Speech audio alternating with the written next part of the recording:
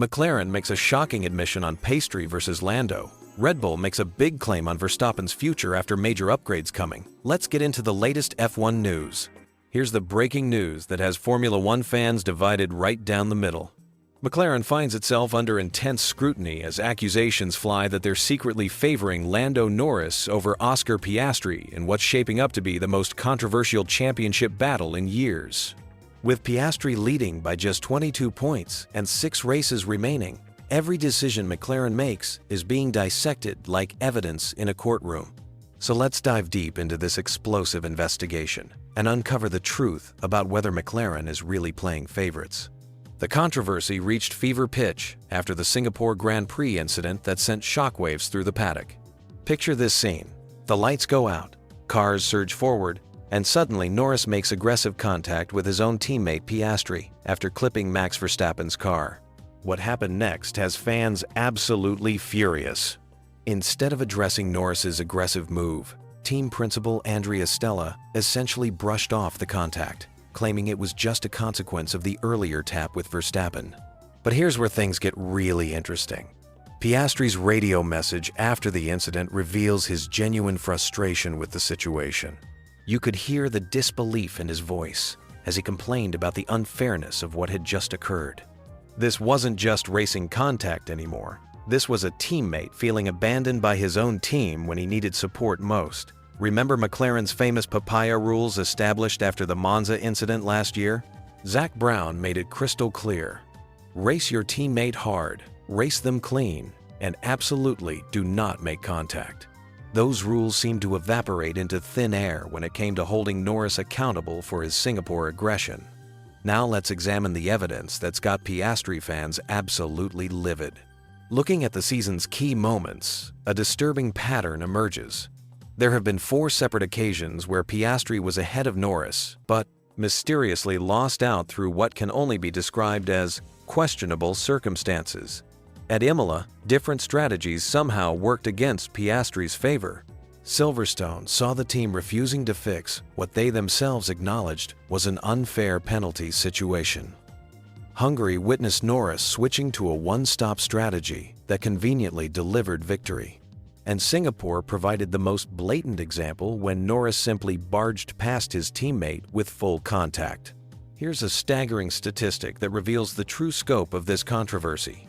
While Norris has been permitted to pursue alternative strategies that helped him overcome Piastri, the Australian hasn't been given a single opportunity to try different tactics to beat his teammate during any Grand Prix this season. That's not coincidence, that's systematic favoritism. The contact statistics tell an even more damning story. Norris has made contact with Piastri twice this year, in Canada and Singapore, while Piastri has maintained completely clean racing against his teammate. Yet somehow it's Piastri who gets reminded about proper racing conduct over team radio, not the driver who's actually making the contact. But wait, there's more evidence to consider. When we analyze the mechanical reliability, Norris has definitely suffered more bad luck with brake issues in China and that costly engine failure at Zandvoort that handed Piastri 18 crucial championship points. This mechanical misfortune has somewhat balanced out the strategic advantages Norris seems to receive. The most revealing moment came when Piastri had to specifically tell his engineer he didn't care about Ferrari driver information because he just wanted the best chance to beat Lando. Think about that for a moment. A driver shouldn't have to explicitly demand equal treatment from his own team, yet here we are. McLaren's public stance centers around their philosophy of letting drivers race freely. Team principal Stella constantly emphasizes giving both drivers opportunities to express their talent and pursue personal success within team boundaries. This sounds wonderful in theory, but the execution tells a different story entirely. What makes this situation particularly explosive is the timing. We're in the final stretch of a championship battle, where every single point matters desperately. Piastri's 22-point advantage might seem comfortable, but in Formula One, leads can evaporate faster than morning mist. Every strategic decision, every team order, every moment of favoritism could determine who lifts that championship trophy. The most damaging aspect of this controversy isn't just the individual incidents, but McLaren's apparent reluctance to criticize Norris when he steps out of line. Their handling of the Singapore incident represents a glaring double standard that's impossible to ignore.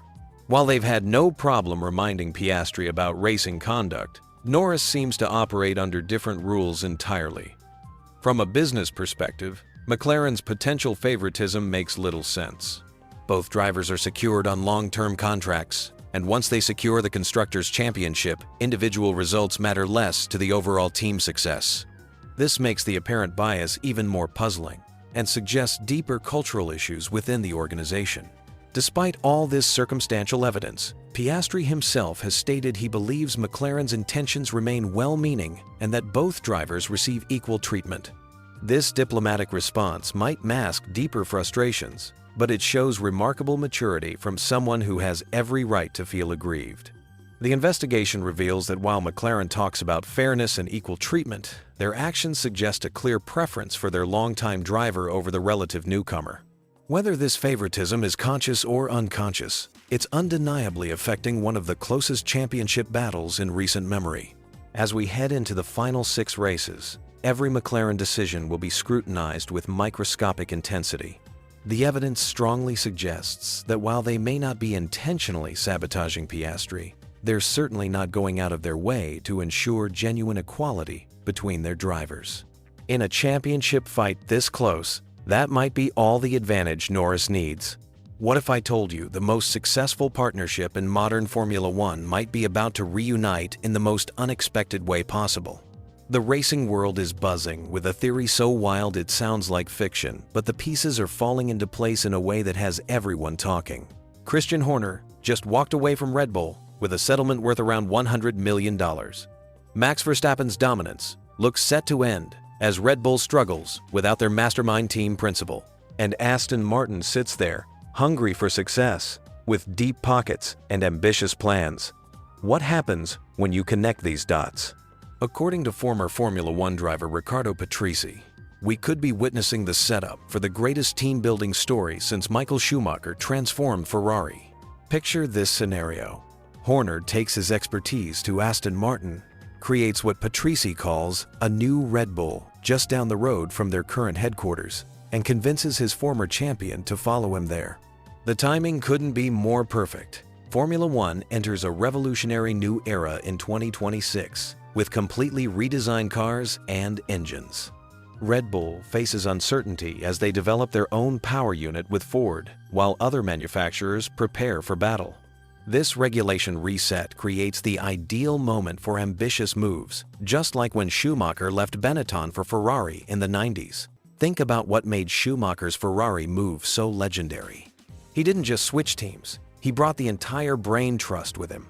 Ross Brawn, Rory Byrne, and other key figures followed him to Maranello, creating a dream team that dominated for years.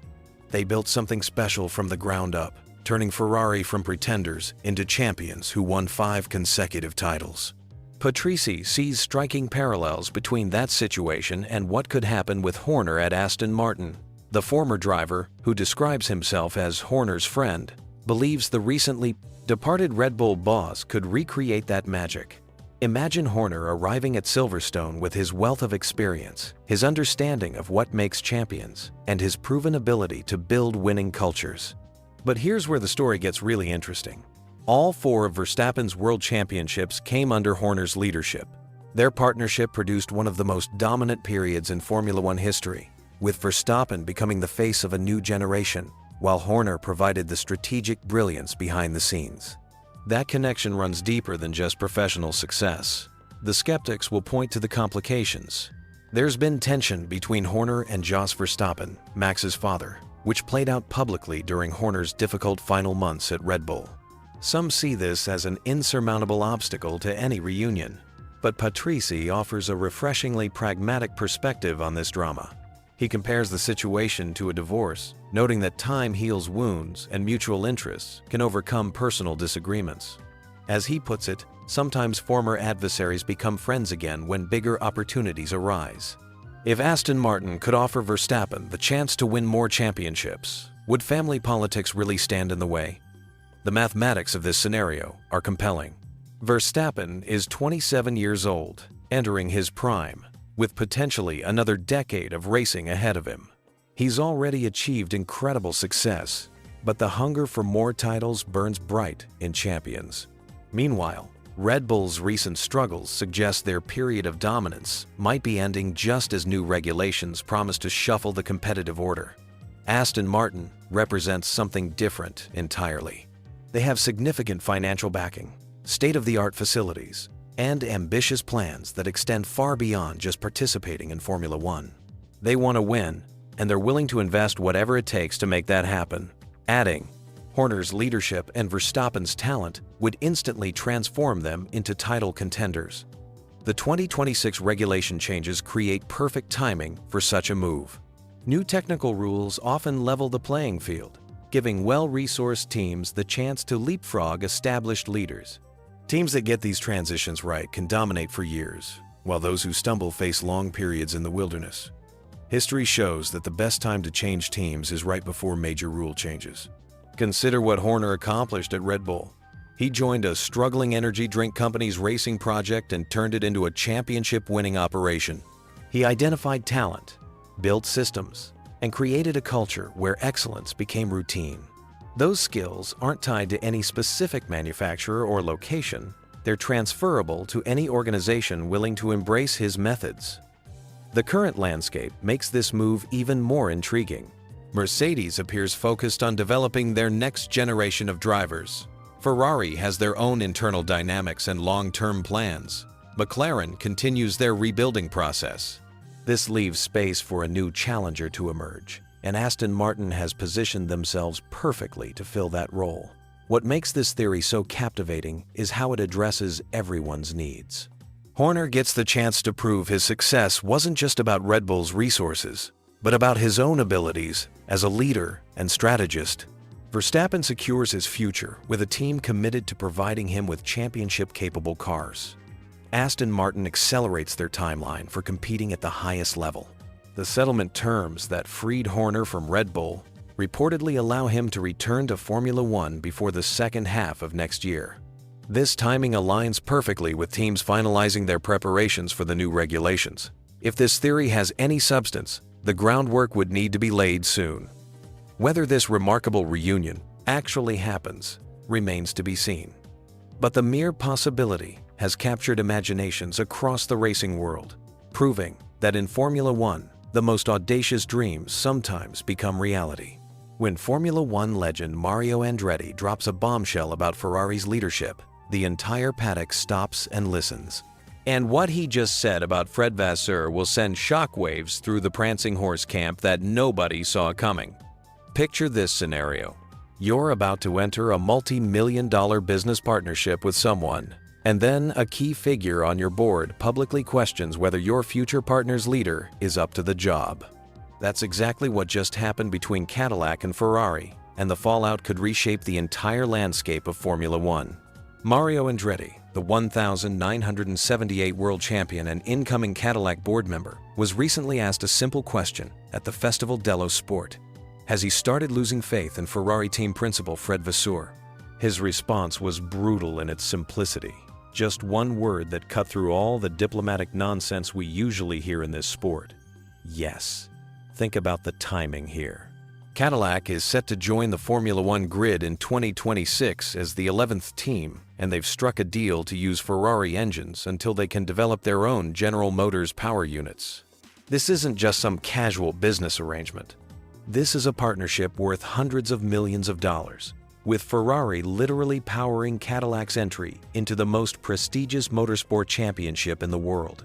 So when one of Cadillac's most influential figures openly questions the competence of Ferrari's leadership, it creates an incredibly awkward situation. Imagine sitting in those boardroom meetings now, knowing that your engine supplier's boss has lost the confidence of your own board member. But here's where it gets really interesting. Despite his loss of faith in Vasseur personally, Andretti still believes in Ferrari as an institution. He made that crystal clear with another simple but powerful statement about the Italian team. Ferrari is Ferrari, and sooner or later, it will come back, always. Those words carry the weight of history and the voice of someone who actually raced for the legendary team. The question everyone should be asking is why Andretti feels this way about Vasseur right now. The French team principal seemed to be in a secure position earlier this year. When speculation began swirling about his future, Ferrari moved quickly to silence the rumors by offering him a new multi-year contract extension. The message was clear: consistency and stability were the priorities. But results on the track tell a different story entirely. Ferrari entered this season with championship aspirations after pushing McLaren all the way to the final race of 2024 for the Constructors' title. They believed they had the foundation to mount a serious challenge for both championships in 2025. Instead, we've witnessed one of the most disappointing campaigns in recent Ferrari history. The statistics paint a grim picture. Ferrari hasn't won a single Grand Prix this season. They've gone 5 consecutive races without even reaching the podium. Meanwhile, McLaren secured the Constructors' Championship with 6 races to spare, and barring some miraculous late-season surge from Max Verstappen, either Oscar Piastri or Lando Norris will claim the driver's title. For a team with Ferrari's resources, heritage, and expectations, this level of underperformance is simply unacceptable. The Tifosi expect victories, not moral victories. They want to see their beloved red cars fighting at the front, not struggling to reach the podium consistently. Andretti isn't the only former Ferrari figure expressing concerns about the team's current direction. Luca di Montezemolo, the former Ferrari president who oversaw some of the team's most successful periods, recently delivered his own scathing assessment of the current leadership structure. According to di Montezemolo, Ferrari lacks a true leader right now. He sees no clear leadership and, more critically, no soul within the organization. While he clarified that he doesn't know Vasseur personally and isn't directly criticizing him, he painted a picture of an isolated leader struggling to unite the team effectively. Di Montezemolo pointed to the constant changes within Ferrari as evidence of this leadership vacuum. He believes the team desperately needs stability, but instead sees an organization that continues to make alterations without addressing the fundamental issues. His most damning observation echoed Andretti's concerns. Despite all the previous announcements and promises, Ferrari hasn't won a single race this season. This leadership crisis comes at a particularly crucial time for Ferrari. The sport is preparing for massive regulatory changes in 2026, with new chassis and engine regulations that will essentially reset the competitive order. Teams that adapt quickly and efficiently to these changes will have a significant advantage, while those that stumble could find themselves struggling for years. Ferrari currently sits third in the Constructors' Championship, trailing Mercedes by 27 points in what has become a 3-way battle with Red Bull for the runner-up position. For a team that entered the season with title ambitions, fighting for second place represents a massive disappointment. The partnership with Cadillac adds another layer of complexity to Ferrari's current struggles. Cadillac will be relying on Ferrari engines when they join the grid, but they'll also be watching closely to see how their future engine supplier performs under pressure. If Ferrari continues to struggle with development and race execution, it could impact Cadillac's own competitiveness when they debut. From Andretti's perspective, his concerns about Vasseur's leadership likely stem from Ferrari's inability to capitalize on their technical capabilities. The team clearly has the resources and talent to compete at the highest level, but something isn't clicking when it comes to translating that potential into consistent, race-winning performance. The irony is that Vasseur was brought in specifically to provide the stable leadership that Ferrari desperately needed. His track record included success with other teams, and he was seen as someone who could bring a fresh perspective while respecting Ferrari's unique culture and traditions. Instead, we're seeing the same inconsistencies and missed opportunities that have plagued Ferrari for years. What makes Andretti's assessment particularly significant is his unique position in this situation. As a former Ferrari driver and future Cadillac board member, he has both historical perspective and current business interests at stake. His willingness to speak so bluntly about Vasseur suggests genuine concern about Ferrari's direction, not just casual criticism. Moving forward, Ferrari faces a critical decision point. They can either double down on their support for Vasseur and give him more time to implement his vision, or they can acknowledge that changes are needed at the leadership level. Either way, they need to find answers quickly, because the clock is ticking toward those crucial 2026 regulation changes. For Formula One fans, this developing drama between Cadillac and Ferrari adds another fascinating subplot to an already compelling season. The sport thrives on these kinds of tensions and relationships, and watching how this partnership evolves over the coming months could provide insights into the future competitive balance of the grid. The bottom line is simple. When Mario Andretti questions your leadership, people pay attention. Ferrari and Fred Vasseur now have some serious questions to answer. Picture this. You're one of the fastest drivers in the world, but you wake up every morning not knowing if you'll have a job next season. Welcome to the reality of Liam Lawson's Formula One journey, where talent alone isn't enough to guarantee your seat in the most exclusive racing series on the planet. The New Zealand driver currently finds himself in one of motorsport's most precarious positions, caught between proving his worth at Racing Bulls while desperately hoping Red Bull will secure his future for the upcoming season. His story perfectly captures the brutal reality of modern Formula One, where even exceptional performance doesn't guarantee job security. Let's rewind to understand how Lawson arrived at this crossroads. After impressing as a substitute driver during the 2023 season, he earned his breakthrough moment when Daniel Ricciardo was suddenly dismissed following last year's Singapore Grand Prix. Finally, Lawson had his shot at a full-time Formula One seat, and the motorsport world was watching. The 2025 season began with what seemed like a fairy tale promotion. Red Bull, impressed by his potential, decided to give the young Kiwi the ultimate test by placing him alongside three-time world champion Max Verstappen in the senior Red Bull team. For any driver, sharing a garage with Verstappen represents both the ultimate opportunity and the ultimate pressure cooker.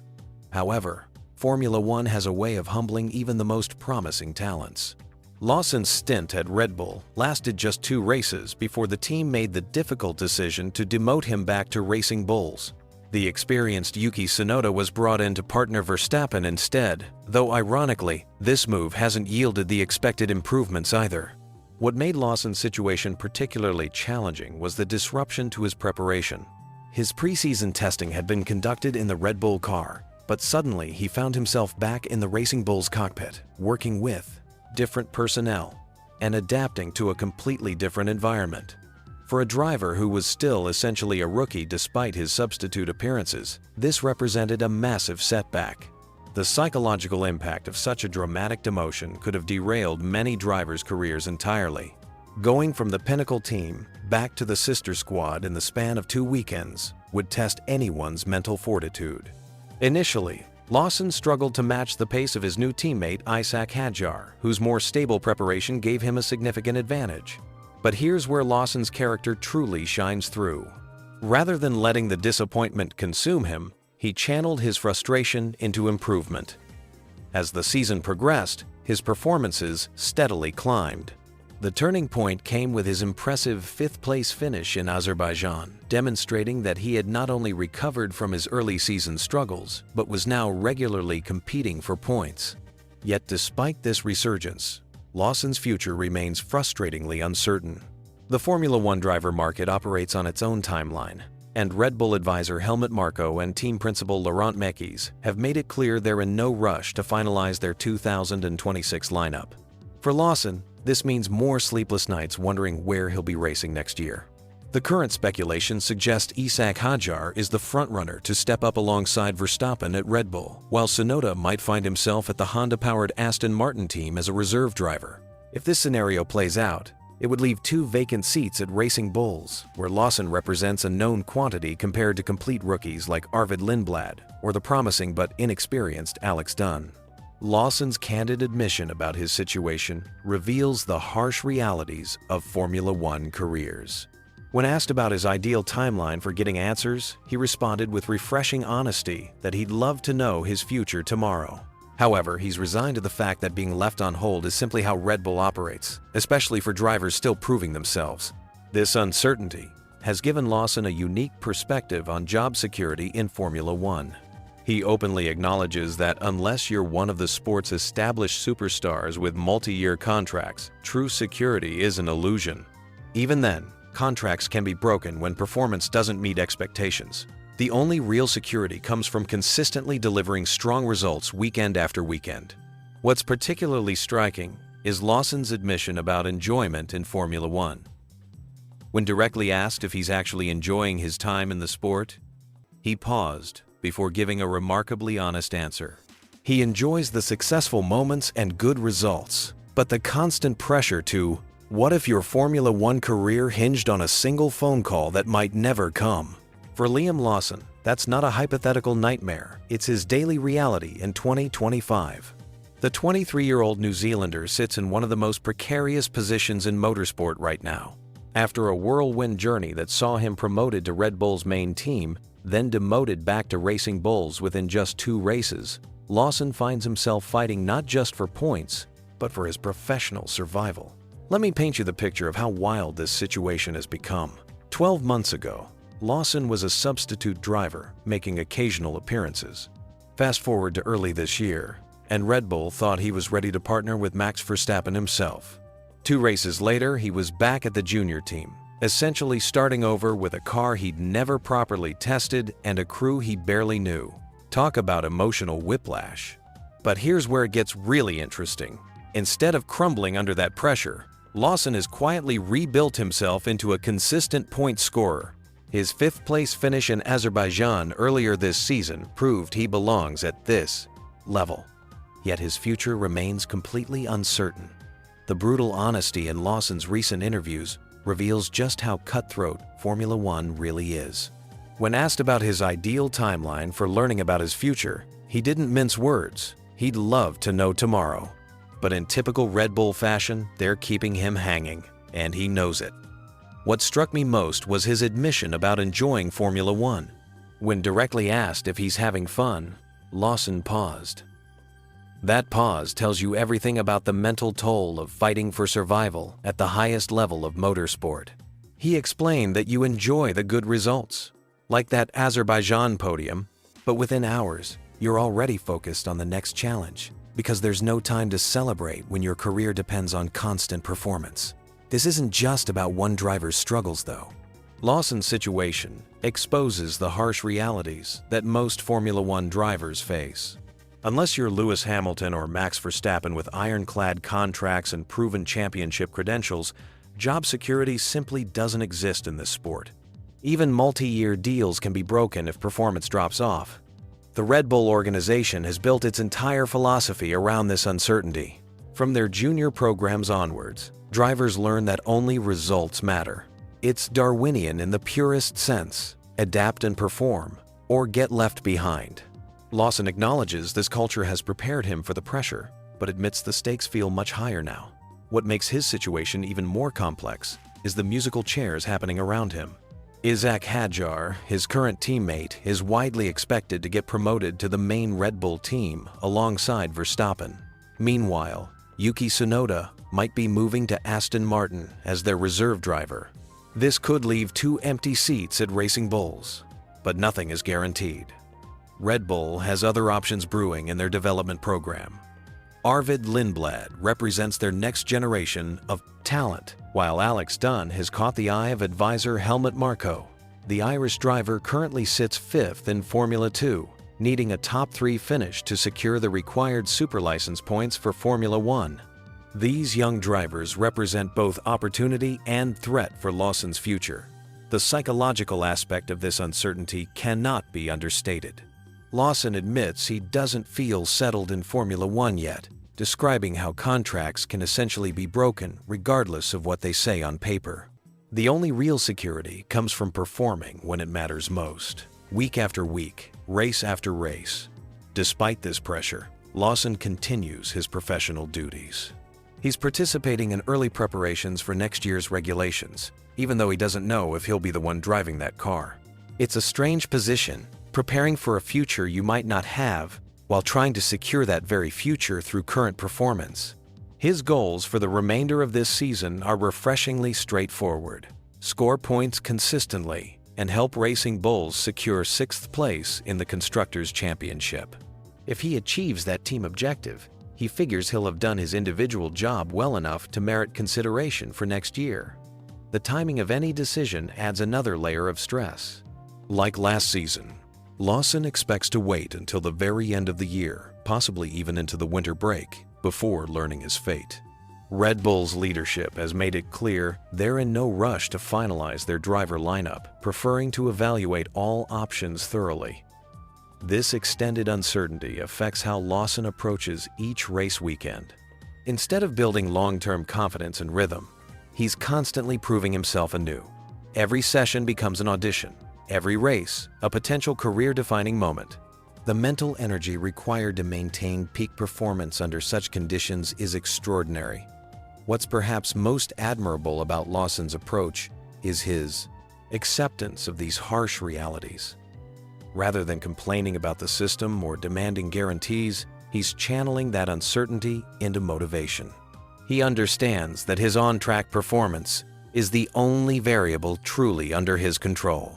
As we watch the final races of this season unfold, Lawson's story represents more than just one driver's career concerns.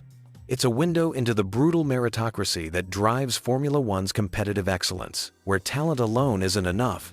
You need results, timing, politics, and more than a little luck to survive and thrive at the pinnacle of motorsport.